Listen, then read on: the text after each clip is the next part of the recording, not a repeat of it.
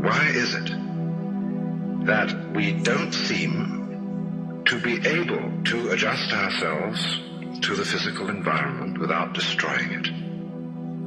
Why is it that in a way this culture represents in a unique fashion the law of diminishing returns, that our success is a failure, that we are building up, in other words, an enormous technological civilization which seems to promise the fulfillment of every wish almost at the touch of a button. And yet, as in so many fairy tales, when the wishes finally materialize, they're like fairy gold. They're not really material at all.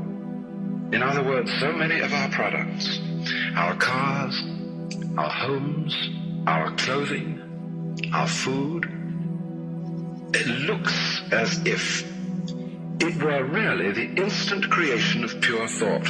That is to say, it is thoroughly insubstantial, lacking in what the connoisseur of wine calls body.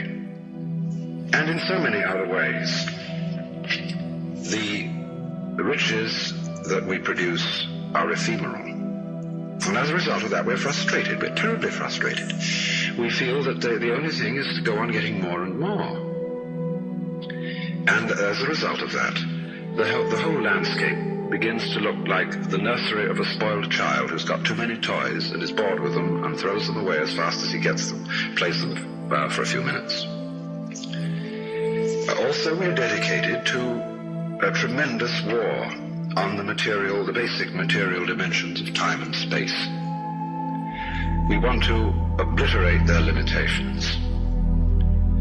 We want to get everything done as fast as possible. We want to convert the rhythms and the skills of work into cash, which indeed you can buy something with, but you can't eat it.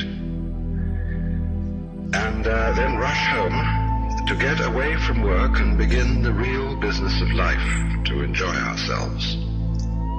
You know, for the vast majority of American families, what seems to be the real point of life, what you rush home to get to, is to watch an electronic reproduction of life.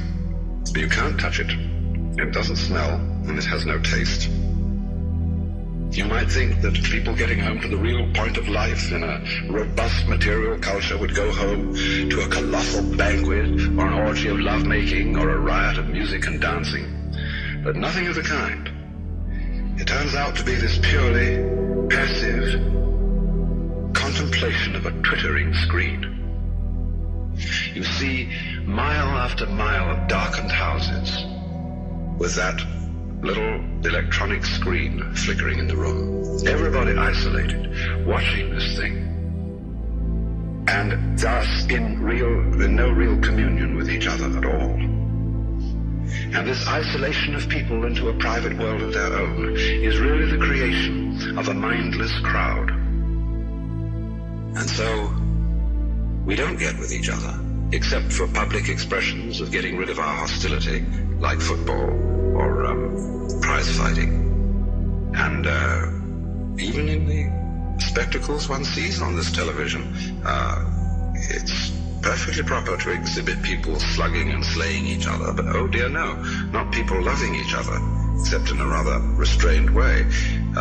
One can only draw the conclusion that the assumption underlying this is that expressions of physical love are far more dangerous than expressions of physical hatred.